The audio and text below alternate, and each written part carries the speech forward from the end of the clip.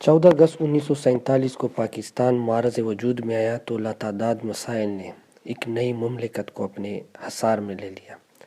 اسی دوران کشمیر پر بھارتی الغار نے جنرل گریسی کو حملہ کرنے کا حکم دیا تو وہ انکار پر تل گئے۔ قائداعظم کی ایک للکار پہ قبائل کے غیور پختونوں نے جہاد کا نعرہ بلند کرتے ہوئے کشمیر میں بھارتی افواج پر ٹوٹ پڑے اور کچھ ہی عرصے میں آدھے کشمیر پر بھارتی قبضہ چھڑوا لیا اور نہرو کی اقوام متحدہ میں دوڑیں لگوا دی۔ 23 اگست 1948 کو یونائٹڈ نیشن نے اعلان کیا جو جہاں ہے اسی بنیاد پر جنگ بندی کا اعلان ہوا۔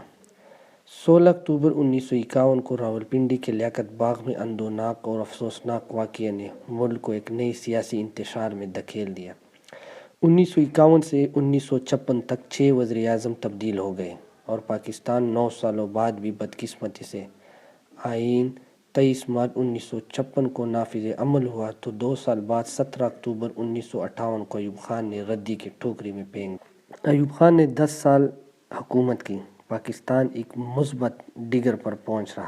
اسی دوران پاکستان میں بڑے بڑے ڈیم بنے، کارخانے لگائے گئے، 5 سالہ منصوبہ بنائے گئے اور انہیں کامیابی سے پایہ تکمیل تک پہنچائے گئے، یہاں تک کہ 1965 میں پاکستان نے جرمنی کو 3 کروڑ کا قرضہ دیا۔ 65 کی جنگ لڑی گئی، دشمن کو ناک کو چنے چبوا دیے۔ ایوب خان کو ڈیڈی کہنے والا بھٹو 1966 کو تاشقند سے واپسی پر یہ الزام لگایا کہ ہم نے جیتی ہوئی جنگ میز پر ہار دی۔ اس دوران عوام کو ایوب حکومت کے خلاف نکالا گیا۔ جب تاشقند میں روس کی سرپرستی میں انڈیا اور پاکستان کی گفت و شنید جاری تھی، ایک دن ایوب خان نے روسی وزیر خارجہ سے استفسار کیا کہ بھٹو سے ہاتھ کیوں نہیں ملاتے، تو انہوں نے بہت تلخ جواب دیا۔ کہا کہ ہم جو باتیں آپ سے میٹنگ کے دوران کرتے ہیں مسٹر بھٹو وہ تمام گفتگو امریکی ایمبیسی جا کر امریکی سفیر کو بتاتے ہیں۔ ایوب خان کافی سیخ پا ہوا اور سن معاہدے کی واپسی کے بعد بھٹو نے جو سیاسی چال چلائی تاریخ گواہ ہے۔ ایوب استعفیٰ دے دیا اور 1969 کو جنرل یحییٰ خان نے مارشل لا لگا دیا۔ ان 2 سالوں کے دوران بنگالیوں سے جو زیادتی ہوئی ان کی تاریخ گواہ ہے۔ اسی ناانصافیوں کے دوران 1970 میں جنرل الیکشن ہوئے جس میں عوامی لیگ 2/3 اکثریت سے پاس ہوئی اور یوں ان کا آئینی حق تھا کہ وہ حکومت بنائے، لیکن بھٹو کی نیت صاف نہیں تھی اور اسی انا اور ضد کی وجہ سے 16 دسمبر 1971 کا دن دیکھنا پڑا۔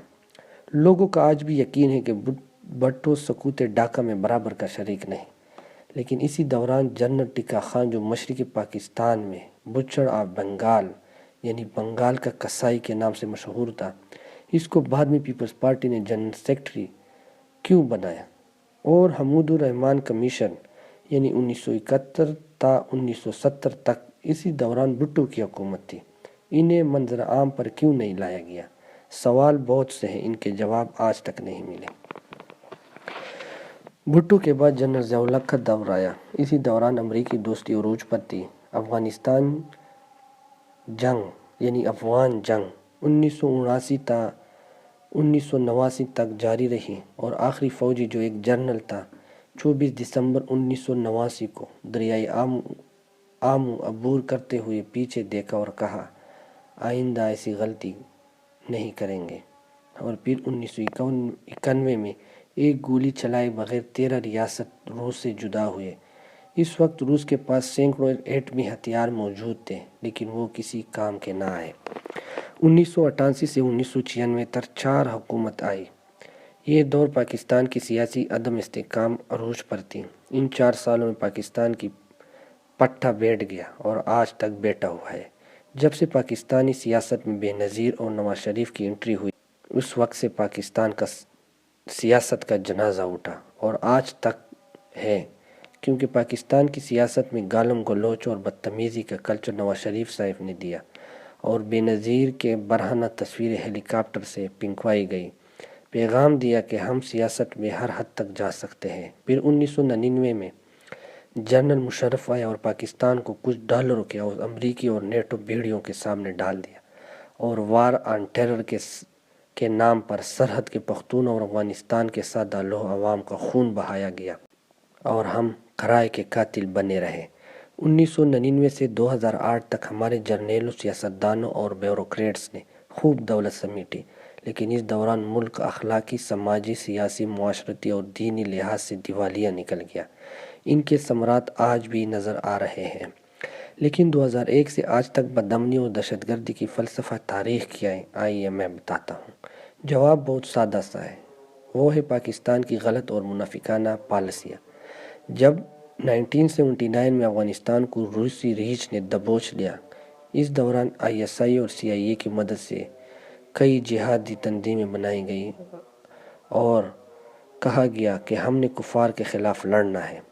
افغانستان کی عوام اور سرحد کے غیور پختونوں نے سینہ تان کے روسی ریچھ کے خلاف لڑتے رہے اور انہیں ذلت امیز شکست کے ساتھ ساتھ ان کی 13 ٹکڑے کر دیے۔ لیکن جب وہ 2001 میں افغانستان پر امریکی حملہ ہوا تو ان تمام مجاہدین جو ابھی تک زندہ ہیں، ان کا خون کھولنے لگا۔ پالیسی بدل چکی تھی۔ اس دفعہ پاکستان کے عسکری اداروں نے یہ سلیبس دیا، کیونکہ اب ہم امریکہ کے اتحادی، لہذا افغانستان جائے باڑ میں، ہم نے ڈالر بٹورنے ہیں۔ لیکن وہ جو افغانستان کے اس طرف تھے، انہوں نے اس بیانیہ کو رد کیا اور صاف کہا کہ وہ بھی کافر تھے اور یہ بھی کافر ہے، اور اللہ نے فرمایا ہے کہ کفر کے خلاف ہر حالت میں جنگ کرنے کا حکم فرمایا ہے۔ جب بار بار کی خبرداری کے باوجود لوگ جہاد سے باز نہیں آئے تو انہیں دہشت گرد قرار دے کر ان پر ظلم کے پہاڑ توڑ دیے، اور پھر TTP کے نام سے تنظیم بنا کے جوابی کارروائیاں شروع کیں، اور یوں ہم نے 70,000 بے گناہ شہریوں اور لاتعداد فوجیوں کی شہادت دے کر اور 30 ارب ڈالر کا نقصان کیا۔ اتنا جنگ و جدل کرنے کے باوجود ہم آج بھی نہیں سدھرے۔ امارت اسلامیہ افغانستان کے آرمی چیف جنرل مبین چلاتے ہوئے خبردار کرتا ہے کہ کابل میں القاعدہ کے امیر پر امریکی ڈرون حملہ ظاہر کرتا ہے کہ ہمارا پڑوسی کہاں کھڑا ہے، اور یہ آبیل مجھے مار والی کیفیت پیدا کر رہا ہے۔ 2007 میں 2 دفعہ سابق وزیر اعظم کا قتل ہوا۔ ان کے شوہر 5 سال تک اس ملک کے سیاہ و سفید کا مالک رہے، لیکن اپنی بیوی کے قاتل نہیں ڈھونڈ پائے۔ سوال تو بنتا ہے، دال توڑی نہیں پوری کالی ہے۔ 2013 سے 2022 تک 4 وزیر اعظم تبدیل ہوئے، لیکن پاکستان میں تبدیلی نام کی کوئی چیز نہیں آ رہی۔ ہم دن بدن ڈیفالٹ کی طرف بڑھ رہے ہیں۔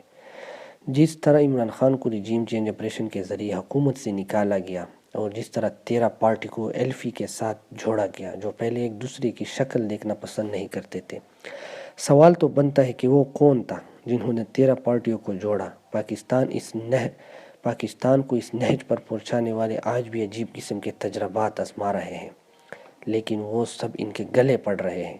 اسلام اور پاکستان کے مایہ ناز جرنیل حمید گل رحمہ اللہ نے کچھ پیشن گوئیاں کی تھی، ذرا ملاحظہ کیجیے۔ امریکہ افغانستان سے بھاگ گیا، پھر کہا مداخلت ہو گئی، پھر کہا کٹ پتلی حکومت آئے گی اور آ گئی، اور بالآخر کہا انقلاب آئے گا۔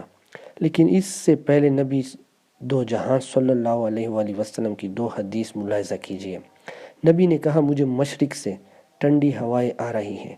دوسری حدیث امام ابن ماجہ کی ہے، عبداللہ بن حارث رضی اللہ تعالی عنہ سے نقل ہے، مشرق سے فوجیں نکلے گی جو مہدی رحمہ اللہ کی حکومت قائم کرنے کے لیے منزل پہ منزل مارتی ہوئی چلی آئے گی۔ حدیث سے معلوم ہوا کہ مشرق کے کسی علاقے میں نظام خلافت پہلے قائم ہو چکی ہوگی۔ لیکن ایک اور حدیث میں خراسان کا ذکر آیا ہے، اور اس نبی کے زمانے میں خراسان، جس میں کچھ حصہ اس وقت پاکستان اور زیادہ تر حصہ افغانستان ہے، گویا وہ افغانستان اور پاکستان میں خلافت قائم ہو گئی، لیکن اب باری پاکستان کی ہے۔ اب حمید گل نے جس انقلاب کا ذکر کیا ہے وہ صرف انقلاب نہیں بلکہ اسلامی انقلاب کی بات کی ہے۔